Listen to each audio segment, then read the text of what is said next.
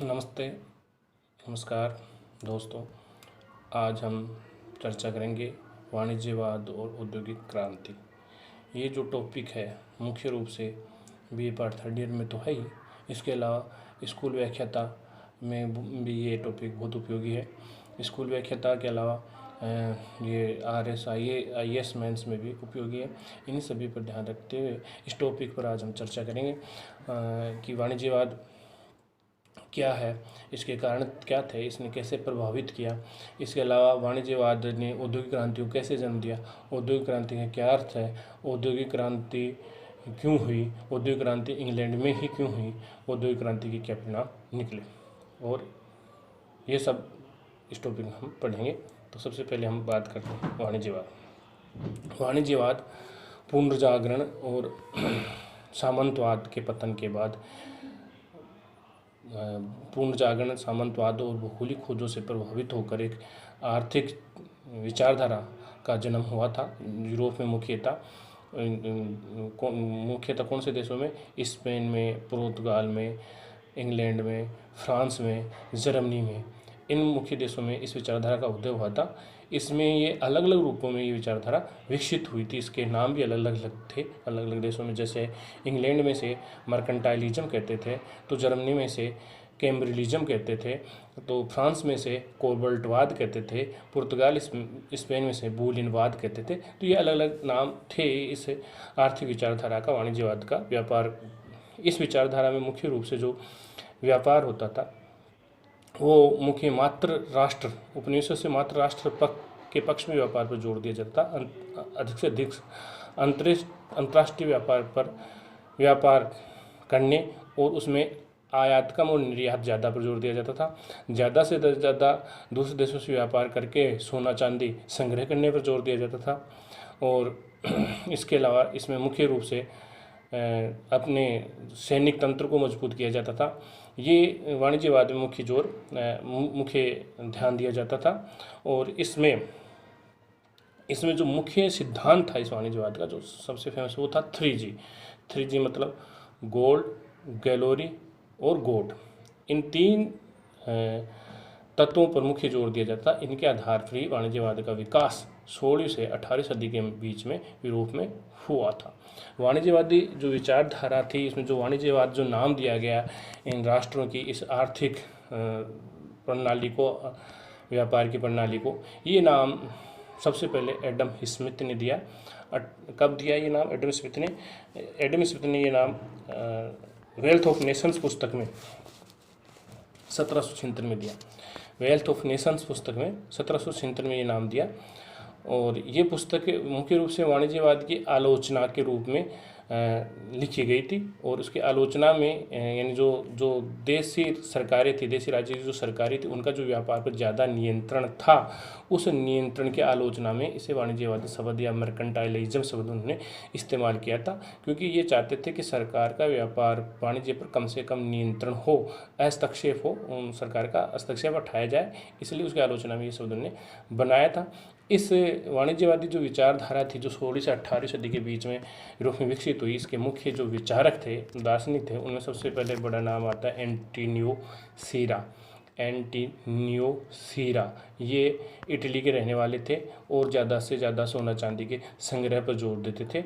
और ये कहते थे कि विदेशी व्यापार पर में भाग लेना चाहिए, लेकिन व्यापार में आयात कम और निर्यात ज़्यादा होना चाहिए। दूसरे जो विचारक थे वो टॉमस मून थे। टॉमस मून इंग्लैंड के रहने वाले थे और इन्होंने जो मुख्य जो सिद्धांत दिया वो ये दिया कि जो व्यापार है वो मात्र राष्ट्र के पक्ष में होना चाहिए और ज़्यादा से ज़्यादा अंतर्राष्ट्रीय व्यापार को बढ़ावा दिया जाना चाहिए। ये जो भारत में जो ईस्ट इंडिया कंपनी थी उसके डायरेक्टर भी रहे थे और इन्होंने ज़्यादा से ज़्यादा मात्र राष्ट्र के पक्ष में विदेशी व्यापार को कैसे मोड़ा जाए, इसके लिए कुछ सुझाव दिए थे। जैसे ये कहा कि ज़्यादा से ज़्यादा देसी जहाज़ों का प्रयोग उपनिवेशों द्वारा किया जाना चाहिए। किसके देशी जहाज़ों का? मात्र राष्ट्र के जहाज़ों का प्रयोग करना चाहिए। बेकार भूमि का उपयोग करना चाहिए। विलासिता की वस्तुओं में कटौती करनी चाहिए। गरीब और बेरोजगारियों को कार्य देना चाहिए और पूर्वी देशों के साथ व्यापार करना चाहिए। इस बात पर उन्होंने मुख्य जोर दिया था। इसके अलावा तीसरे जो विचारक थे वो कोलबर्ट। कोलबर्ट फ्रांस के रहने वाले थे। कोलबर्ट कहाँ के रहने वाले थे? फ्रांस के। ये फ्रांस के वित्त मंत्री भी थे। इन्होंने जिस वाणिज्यवाद का विकास किया वो ये था कि सरकारी नियंत्रण में उद्योग धंधों का विकास किया जाए, जो व्यापार किया जाए वो सरकारी नियंत्रण में किया जाए, और इसलिए यहाँ पर जो भी कंपनियाँ बनाई गई बड़ी वो सरकारी नियंत्रण में ही फ्रांस में बनी। तो ये सरकारी नियंत्रण पर ज़्यादा जोर देते थे, कुलीनवाद को प्रोत्साहित करते थे। चौथे विचारक थे विलियम पेंटी। ये वाणिज्यवाद के सबसे बड़े विचारक थे। इनका जन्म इंग्लैंड में हुआ था और ये सांख्यिकी के प्रवर्तक थे। इन्होंने राजनीतिक अर्थशास्त्र को जन्म दिया था। इन्होंने जनसंख्या, किराया, मूल्य, इन सिद्धांतों पर भी शोध किया था। इन्होंने श्रम को पिता और भूमि को माता बताया था। तो ये थे विलियम पेंटी, जो सबसे बड़े वाणिज्यवाद के समर्थक थे और सबसे प्रसिद्ध विद्वान थे, और संस्थापक थे वाणिज्यवाद के एंटोनियो सीरा। ये 2 प्रश्न हो गए। और एक प्रश्न आता है कि एक और जो विचारक था केरोटिन, मांटे केरोटिन, ये भी फ्रांस के रहने वाले थे। मांटे केरोटिन, इन्होंने राजनीतिक अर्थशास्त्र एक अध्ययन नामक पुस्तक लिखी। ये कट्टर राष्ट्रवादी थे और राष्ट्रवादी वाणिज्यवाद के समर्थक थे। प्रश्न ये उठता है कि इस काल में ये वाणिज्यवाद कैसे उत्पन्न हुआ, इसके क्या कारण थे? तो इसके कारण थे जो 16 से 18 सदी में, उसका एक तो पुनर्जागरण के कारण मानववादी विचारधाराओं को या मानवीय सुख सुविधाएं, भौतिक सुविधाओं, आवश्यकताओं पर ज़्यादा जोर दिया गया। उस कारण धन संग्रह को बढ़ावा मिला। इसके अलावा भौगोलिक खोज, धन सुधार आंदोलन और जनसंख्या वृद्धि, राष्ट्र राज्यों का उदय, इन सब ने वाणिज्यवाद को जन्म दिया। वाणिज्यवाद का परिणाम ये निकला कि इटली का व्यापारिक जो महत्व था मध्यकाल में वो समाप्त हो गया। प्राचीन से मध्यकाल में उसकी जगह नए देश स्पेन, पुर्तगाल, ब्रिटेन, फ्रांस आदि का उदय हुआ। बड़ी बड़ी बहुराष्ट्रीय कंपनियां बनी, जिनमें east India company, England east India company 1599, Dutch east India company 1500, England east India company, Dutch east India company 1602 और फ्रेंच ईस्ट इंडिया कंपनी 1664 आदि की स्थापना हुई। इसके अलावा इसके कारण पूंजीपति वर्ग का उदय हुआ, दास प्रथा का अंत हुआ और सामंतवाद का पतन हुआ। ये था वाणिज्यवाद। इस वाणिज्यवाद के प्रभाव से औद्योगिक क्रांति को भी कई रूपों में प्रोत्साहन मिला, जिनमें मुख्य रूप से एक तो जो उपनिवेश थे वहाँ से कच्चा माल के रूप में प्रोत्साहन मिला, पूंजी संग्रह का प्रोत्साहन मिला इंग्लैंड को, एक नया बाजार मिला, एक विस्तृत उपभोक्ता बाजार और जनसंख्या और उत्पादन बाजार, ये दोनों मिले। तो उसमें इसने योगदान दिया वाणिज्यवाद ने, और इसके कारण उद्योग क्रांति में उद्योग क्रांति संपन्न होने में बड़ी भूमिका रही। अब हम बात करेंगे औद्योगिक क्रांति का। औद्योगिक क्रांति क्या है? औद्योगिक क्रांति का अर्थ समझें तो औद्योगिक क्रांति के 2 दृष्टि से अर्थ स्पष्ट किया जा सकता है। एक अर्थ तो इसके क्रांति मतलब परिवर्तन होता है। एक तो जो परिवर्तन इसके कार्य उत्पादन से संबंधित था उससे संबंधित, और दूसरा अर्थ इसके प्रभावों से संबंधित, यानी प्रकार्यवादी अर्थ और प्रभाव उत्पादक अर्थ। तो प्रकार्यवादी अर्थ है उसके अनुसार तो औद्योगिक क्रांति का मतलब है यानी वे परिवर्तन जो 17वीं सदी से नए थे। जैसे 17वीं सदी से पहले जहाँ उत्पादन हाथ से होता था वहाँ मशीन से किया जाने लग गया। जहाँ उत्पादन घरों में किया जाता था वहाँ कल कारखानों में उत्पादन होने लग गया। जहाँ मानव और पशु शक्ति का प्रयोग होता था वहाँ पर वाष्प शक्ति का प्रयोग उत्पादन कार्य में किया जाने लगा। जहाँ उत्पादन कम मात्रा में होता था वहाँ ज़्यादा मात्रा में वृत्त रूप में उत्पादन होने लगा। ये जो परिवर्तन हुए उन्होंने औद्योगिक क्रांति कहा गया। और क्रांति का मतलब होता है परिवर्तन जो तीव्र गति से अचानक होते हैं।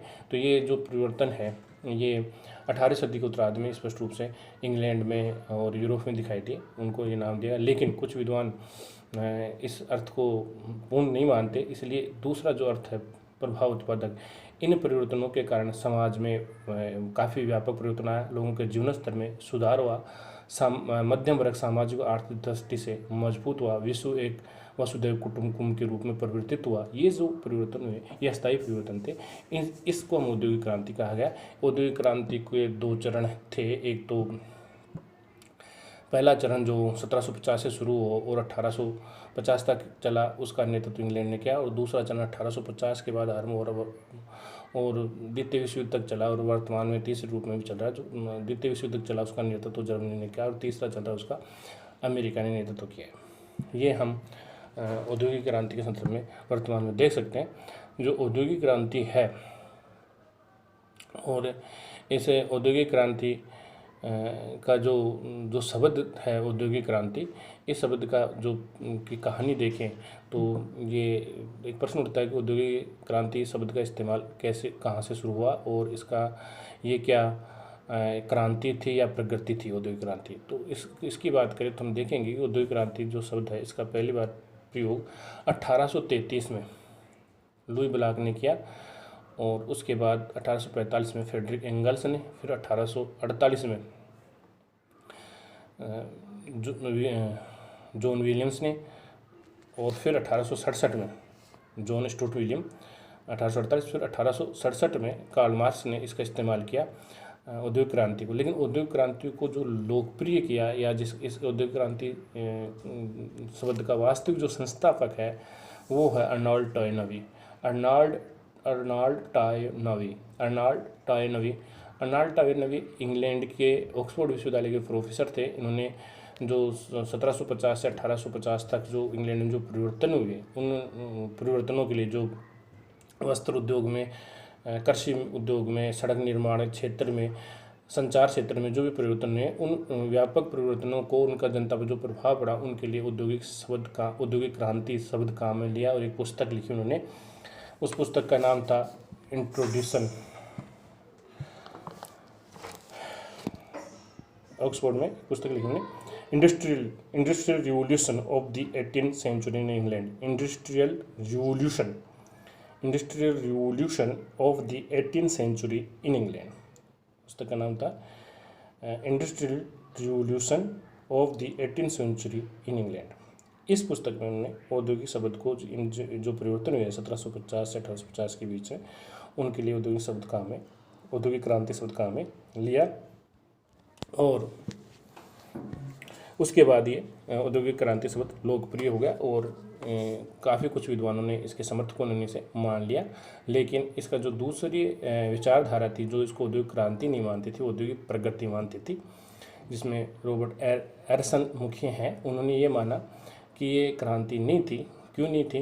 क्योंकि जो परिवर्तन हुए वो अचानक नहीं हुए, बल्कि वो धीरे धीरे क्रमिक रूप से विकसित हुए। तो ये विकास था या प्रगति थी औद्योगिकरण की। जैसे उन्होंने कहा कि पहले जो तकनीकी जो परिवर्तन हुए, जिससे उत्पादन बड़ी मात्रा में होने लगा, ये तकनीकी परिवर्तन पहले कृषि के क्षेत्र में हम दिखाई देते हैं। जॉर्ज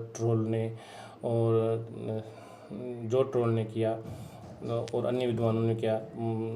संकर नस्ल की पशुओं का निर्माण हुआ। बाद में कपड़े के क्षेत्र में परिवर्तन हुआ। तो ये क्रमिक रूप से धीरे धीरे होते रहे। उससे पहले भी पुनर्जागरण के समय भी कुछ खोजें हुई थी, कुछ प्रबोध युग में हुई थी, और कुछ बाद में इस औद्योगिक क्रांति के समय हुई। तो ये अचानक नहीं हुए, इसलिए क्रमिक विकास था, जिसके आगे की परिणति औद्योगिक प्रगति थी। इसलिए हम प्रकार्यात्मक दृष्टि से इसे औद्योगिक क्रांति नहीं कर सकते, लेकिन इसे अगर प्रभाव उत्पादक दृष्टि से देखें तो इसको औद्योगिक क्रांति कहा जा सकता है, क्योंकि प्रभाव उत्पादक से जो प्रभाव पड़े, एक नवीन मध्यम वर्ग का जो उदय हुआ, जो आर्थिक समाज दृष्टि से संपन्न था, और शहरों का विकास हुआ, जनसंख्या में वृद्धि हुई, जनता की सुख सुविधाओं में विस्तार हुआ, वसुधैव कुटुंबकम की भावना का विकास हुआ। ये अस्थायी परिवर्तन थे। इस दृष्टि से हम औद्योगिक क्रांति कह सकते थे। तो ये प्रश्न है, औद्योगिक क्रांति थी या ये प्रगति थी। तो हम समीक्षा में ये लिख सकते हैं कि प्रकार्यात्मक दृष्टि से तो ये औद्योगिक प्रगति कह सकते हैं, लेकिन अगर प्रभाव उत्पादक दृष्टि से देखें तो ये औद्योगिक क्रांति थी। अब प्रश्न ये उठता है कि जो औद्योगिक क्रांति थी ये हुई क्यों? औद्योगिक क्रांति होने का कई कारण हैं, जिनमें मुख्य कारण है पुनर्जागरण, जिसने मानवीय आवश्यकताओं पर केंद्रित कर दिया और मानव सुख सुविधाएं, भौतिक सुख सुविधाओं को मुख्य विषय बना दिया। तो भौतिक सुख सुविधाओं की खोज जब आरंभ होगी तो भौतिक सुख सुविधाओं को बढ़ाने के लिए तकनीकी साधनों का उत्पादन को तीव्र करने के साधनों की तरफ जनता का ध्यान गया, जिससे औद्योगिक क्रांति संपन्न बनी। दूसरा कारण भौगोलिक खोज है। भौगोलिक खोजों ने नए देशों में खोज की जहाँ से इन यूरोप के देशों को आसानी से कच्चा माल उपलब्ध और उससे निर्मित माल को बेचने के लिए बाजार मिलने लगे। इस रूप से भौगोलिक खोजों ने प्रभावित किया। कृषि में क्रांति हुई, जिसमें मुख्य रूप से जो कृषि में जो क्रांति हुई, जो मुख्य कृषि तकनीक में जो परिवर्तन हुए वो बाड़ाबंदी जो इंग्लैंड में हुई 1839 के आसपास, 1739 के आसपास, उससे और जेट ट्रोल के जो रेखांकित सीडरी बीज यानी बीज बोने की पद्धति से और फसल चक्रण टाउन साइड की फसल चक्रण विधि से, इनसे जो परिवर्तन आए उससे काफ़ी कुछ अधिशेष बचने लगा, जिसको उद्योग धंधों में लगाया जाने लगा। और इसी काल में आप देख सकते हैं 1750 से लेकर 1800 बीच में इंग्लैंड की जनसंख्या भी काफ़ी बढ़ी, जैसे 70 लाख से 90 लाख बढ़ गई। और उस बढ़ी हुई जनसंख्या जो खेती में तो लगी हुई थी, उसके अलावा उस जनसंख्या के लिए नए रोज़गारों की ज़रूरत थी, जो शहरों में जाने से, शहरों की तरफ उद्योग लगने से उनको रोज़गार मिलने लगे। और कृषि में तकनीकी का प्रयोग करने के कारण उत्पादन कम साधनों से कम लोगों द्वारा ज़्यादा होने लग गया और शेष लोग काम रोजी रोटी की तलाश में शहरों में चले गए और शहरों में उद्योग धंधों में मजदूर बन गए और उसकी आपूर्ति करने लगे। और जो बड़े सामंत थे वो धीरे धीरे फैक्ट्रियाँ वगैरह लगाने लगे, उससे भी ज़्यादा लाभ मिलने लगा। इस प्रकार औद्योगिक क्रांति को कृषि ने और जब बढ़ी हुई जनसंख्या ने प्रोत्साहित किया, तो व्यापार वाणिज्य ने, वाणिज्यवादी नीतियों से भी पर्याप्त पूंजी मिल गई, पर्याप्त बाजार मिल गए, तो उन्होंने भी इसको प्रोत्साहित किया। और फिर जो नए नए आविष्कार हुए उसके कारण भी औद्योगिक क्रांति संपन्न हुई। ये थे औद्योगिक क्रांति के कारण। ये औद्योगिक क्रांति सबसे पहले इंग्लैंड में हुई। इंग्लैंड में क्यों हुई? क्योंकि इंग्लैंड में पर्याप्त मात्रा में पूंजी थी, जो उसकी वाणिज्यवादी नीति और अच्छी नौसेना के कारण मिली थी। उसके पास बड़ा बाजार था उपनिवेशों के रूप में, जहाँ से वो पर्याप्त कच्चा माल मिल जाता था और निर्मित माल को बेचने के लिए बाजार के रूप में उपलब्ध था। इंग्लैंड में लोहा और कोयला आदि के जो कारखाने थे वो भी लोहा और कोयला प्रचुर मात्रा में उपलब्ध था, जहाँ ये उद्योग धंधे जिसके लिए आवश्यक थे वो आसानी से लगाए जा सकते थे। सरकार की नीति भी उद्योग धंधों में प्राइवेट सेक्टर को प्रोत्साहित करने में रही। इसके अलावा इंग्लैंड में उद्यमशीलता का वातावरण भी था। इन सभी कारणों ने औद्योगिक क्रांति को इंग्लैंड में ही उत्पन्न किया, जबकि उसकी टक्कर में फ्रांस भी था। लेकिन फ्रांस में जो वाणिज्यवाद था वो कुलीन वर्ग तक सीमित था, यहाँ वाणिज्यवाद साधारण वर्ग तक सीमित था। फ्रांस में जो सरकार थी उसने उद्योग धंधों को प्रोत्साहित नहीं किया, जबकि इंग्लैंड में उद्योग धंधों को सरकार ने भी प्रोत्साहित किया।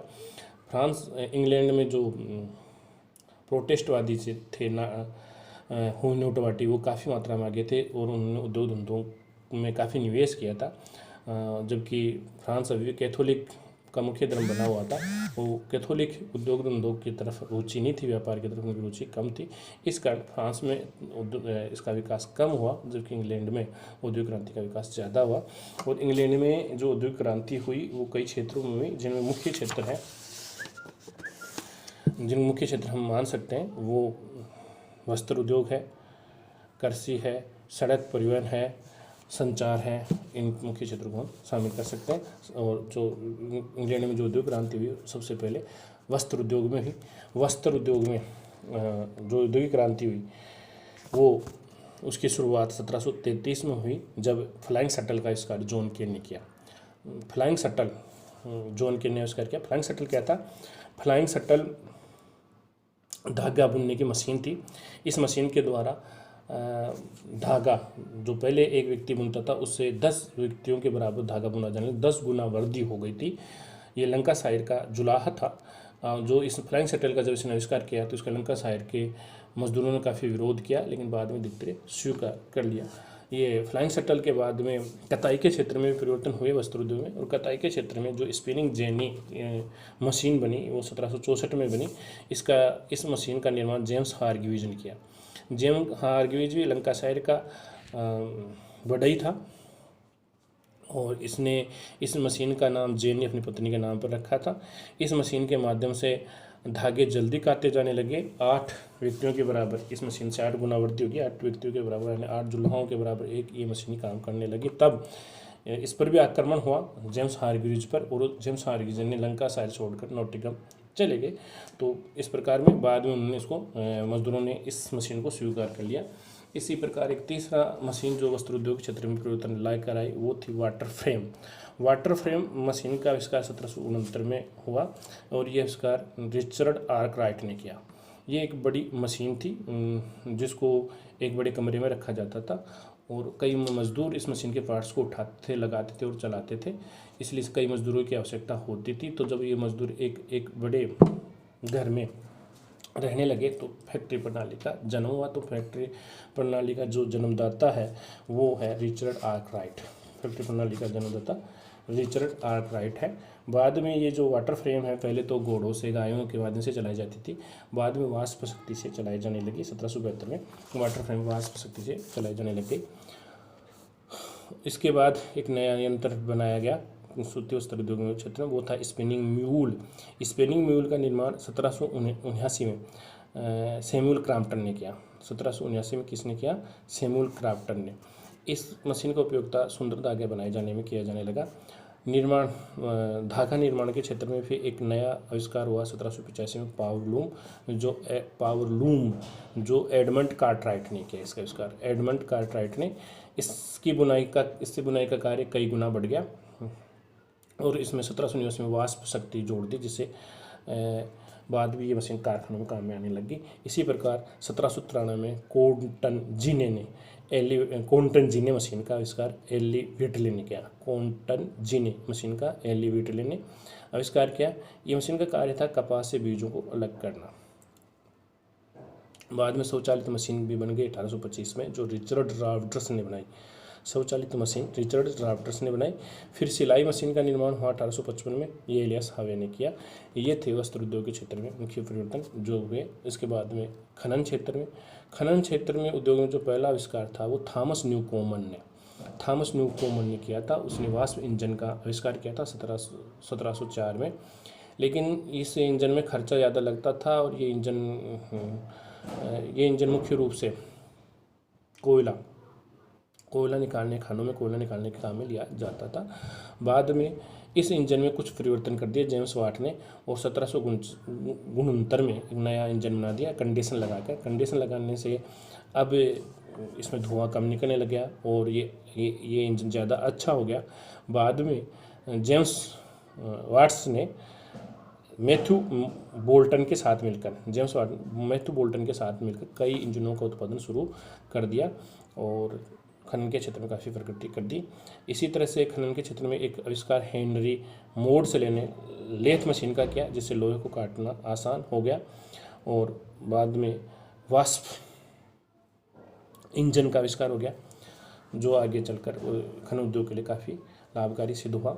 इसके अलावा कुछ विकास यातायात में सड़क है, रेल है, नहर है। सड़क निर्माण का जो परिवर्तन हुआ वो 18वीं सदी में हुआ, और 18वीं सदी में जो मेटकोफ थे, जो स्कॉटलैंड के इंजीनियर थे, इन्होंने नई प्रकार की सड़क बनाना आरम्भ किया। नई प्रकार की सड़क क्या थी कि सड़क को पहले बड़े बड़े पत्थरों से ढक दिया जाता था, फिर ऊपर छोटे पत्थर और मिट्टी से जोड़ दिया जाता था। ये सड़क काफ़ी मजबूत होती थी, इस पर गाड़ी काफ़ी रफ्तार से चलाई जा सकती थी। बाद में ये मैकडम ने ये सड़क थी जो मिट्टी और पत्थर से बनाई जाती है, इस मिट्टी और पत्थर से बनी सड़क के ऊपर तारकोल डालना आरम्भ कर दिया। तो तारकोल वाली सड़क भी बनना आरम्भ होगी मैकडम से। और इसके बाद में स्टैनफोर्ड ने सड़क के किनारे नाली व्यवस्था की शुरुआत कर दी, जिससे यातायात के साधनों में तीव्र विकास हुआ। एक शहर दूसरे शहर के ज़्यादा नज़दीक हो गया। इसी तरह से यातायात के क्षेत्र में रेल में वाष्प इंजन का प्रयोग 1814 में आरंभ हुआ। स्टीफेंस ने पहली बार प्रयोग किया, और रिचर्ड टेलीविथ ने वाष्प चालित कोच को रेल के पटरियों पर पहली बार चलाया। और जो पहला जो लोकोमोटिव था वो इंग्लैंड में 1823 में न्यू कैसिल में स्थापित हुआ। पहला लोकोमोटिव यानी डिब्बे बनाने का, इंजन बनाने का जो कारखाना है वो लोकोमोटिव है, वो 1823 में न्यू कैसिल इंग्लैंड में स्थापित हुआ 1823 में। और पहली जो रेल लाइन बिछाई गई इंग्लैंड में, प्रश्न जीके में पूछ लेते हैं, इंग्लैंड में जो पहली रेल लाइन वो 1830 में मैनचेस्टर से लिवरपूल के बीच बिछाई गई। मैनचेस्टर से लिवरपूल के बीच बिछाई गई। और इसी पर पहली रेल लाइन भी 1830 में चलाई गई। कहाँ से कहाँ तक? मैनचेस्टर से लिवरपूल, इंग्लैंड में, या यूँ कहेंगे विश्व में पहली रेल लाइन और पहली रेल यहाँ से मैनचेस्टर से लिवरपूल चली थी। भारत में बम्बई से थाना चली थी। समुद्री यातायात में नाव का आविष्कार हुआ 1807 में। वाष्प चालित नाव रॉबर्ट फुल्टन ने बनाई और उस नाव का नाम था क्लीमेंट। रॉबर्ट फुल्टन ने 1807 में वाष्प चालित नाव बनाई जिसका नाम था क्लीमेंट। ये नाव अमेरिका में न्यूयॉर्क से अल्बानी तक चलाई गई। न्यूयॉर्क से कहाँ तक? अल्बानी तक, ठीक है। और एक पहला बड़ा जहाज़ था वो था द ग्रेट वेस्टर्न, न्यूयॉर्क से ब्रिस्टल तक चलाएगा। द ग्रेट वेस्टर्न न्यूयॉर्क से ब्रिस्टल तक, और पहली नाव न्यूयॉर्क से अल्बानी तक क्लीमेंट चलाएगी। फिर नहरी यातायात का निर्माण। पहली जो नहर है वो ब्रिज वाटर के ड्यूक जेम्स ब्रिडले ने 1761 में बनाई। बोर्स ने, ये जो पहली नहर थी 1761 में बनाई गई थी, बोर्सले से मैनचेस्टर को जोड़ती थी। बाद में सुएज नहर 1869 में, बड़ी व्यापक नहर जो बनाई गई फर्दिनांड लेलेस्पे जो फ्रांस का इंजीनियर था, फर्दिनांड लेलेस्पे, जिसके कारण अरब सागर और भूमध्य सागर को जोड़ दिया गया। और जो दूरी जो भारत में पहुंचने में 3 महीने लगते थे, वहाँ पर भारत से इस रास्ते से जाने में 1 महीना ही लगने लगा, तो काफ़ी अंतर हो गया। इसी तरह से ये तो हुआ नहरी यातायात के क्षेत्र में।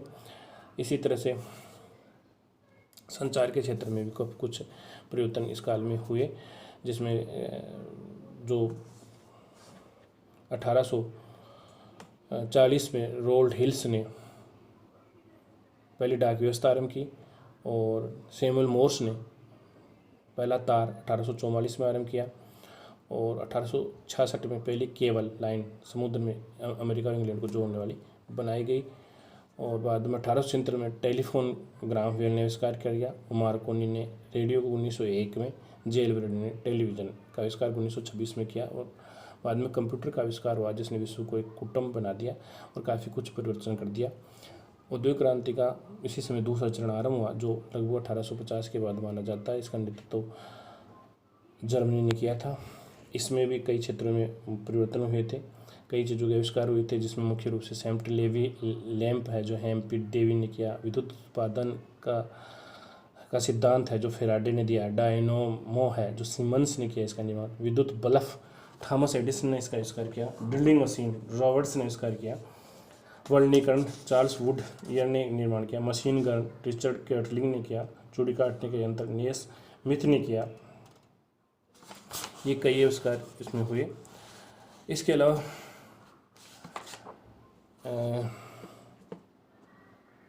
कुछ आविष्कार कृषि से संबंधित भी हुए, जैसे जेथरो ट्रेल ने ड्रिल मशीन बनाई जो कल्टीवेशन से संबंधित थी, जेथरो ट्रोल, और ये 1701 में बनाई, यानी क्रांति से पहले ही बनाई गई थी। इसी प्रकार टाउन शेल्डन ने गेहूँ जो राई सलजम बहुफसल पद्धति, गेहूँ सलजम जो कपास इनकी खेती आरंभ की। आर्थर इंग ने बाड़ाबंदी को प्रोत्साहित किया जिसमें छोटे छोटे खेतों को जोड़कर बड़े खेतों का निर्माण किया ताकि उसमें मशीनों का उपयोग किया जा सके। और फार्मर जॉर्ज ने कृषि संबंधी लेख लिखे। लेखक फार्मर जॉर्ज के नाम से, जो इंग्लैंड का जॉर्ज तृतीय जो शासक था उसने। इसके बाद 1750-1830 के बीच पशुओं में भी सुधार हुआ, जिसमें नस्ल सुधार का कार्य रॉबर्ट बेकवेल ने किया इंग्लैंड में। तो इस तरह से कृषि के क्षेत्र में भी काफ़ी व्यापक परिवर्तन औद्योगिक क्रांति कारण हुए। औद्योगिक क्रांति का आधार भी बने, औद्योगिक क्रांति कारण इसमें परिवर्तन भी हुए। इस सब कारणों से औद्योगिक क्रांति का विस्तार यूरोप से बाहर अमेरिका, जापान, भारत में भी फैला और इस कारण की औद्योगिक क्रांति ने विश्व को कई रूपों में प्रभावित भी किया, जिसमें जो औद्योगिक क्रांति के मुख्य प्रभाव हैं उनको हम इस प्रकार से बांट सकते हैं: आर्थिक प्रभाव, सामाजिक प्रभाव और राजनीतिक प्रभाव। अगर औद्योगिक क्रांति का जो परिणाम देखें तो यह है, औद्योगिक क्रांति के कारण मानव का जो मुख्य व्यवसाय था वो कृषि की जगह उद्योग हुआ और यूरोप में एक नया मध्यम वर्ग का उदय हो गया जो काफ़ी शक्तिशाली था। इसके आर्थिक जो परिणाम निकले, आर्थिक प्रभाव निकले वो ये थे: औद्योगिक क्रांति के कारण घरेलू उद्योग बंद हो गए और बड़े उद्योग, फैक्ट्री उद्योगों का विकास हुआ, यातायात के साधनों का विकास हुआ जिससे नगरों का निर्माण हुआ, राष्ट्रीय बाजारों को संरक्षण मिला। सामाजिक प्रभाव देखें तो संयुक्त प्रणाली का विघटन हुआ और समाज में अनैतिकता, भ्रष्टाचार, अपराध में बढ़ोतरी हुई। राजनीतिक क्षेत्र में प्रभाव देखें तो श्रमिक वर्ग में राजनीतिक चेतना का उदय हुआ, जिस कारण इंग्लैंड में चार्टिस्ट आंदोलन 1830 में आरंभ हुए, फ्रांस में श्रमिक आंदोलन 1848 में आरंभ हुए जिससे मजदूरों की दशा सुधरी, जिससे साइमंड ओवेन, लुई बुलाक जैसे नेता हुए। इसके अलावा कार्ल मार्क्स जिसने कम्युनिस्ट मैनिफेस्टो, दास कैपिटल लिखी और जिनका सहयोग एंगेल्स ने किया और जिनने वैज्ञानिक समाजवाद को जन्म दिया, जिसके परिणाम स्वरूप 1917 में रूस की क्रांति हुई और 1949 में चीन की क्रांति हुई। और उपनिवेशवाद को लेकर विभिन्न देशों में प्रतिस्पर्धा आरंभ हुई। इसके अलावा कई श्रमिक संगठनों का निर्माण हुआ और श्रमिक संगठनों के दबाव से जो विश्व के देश थे उस समाजवादी कल्याणकारी राज्य बने, इसकी अवधारणा का विकास हुआ और एक नए मध्यम वर्ग का जन्म हुआ। 1863 में नगरीय मजदूर मताधिकार प्राप्त हुए इंग्लैंड में और 1884 में ग्रामीण मजदूरों को भी अधिकार दिया गया। ये औद्योगिक क्रांति का प्रभाव हुआ। आपको ये वीडियो अच्छा लगा होगा, जैसा लगा हो बताएं, कमेंट्स करें। Thank you.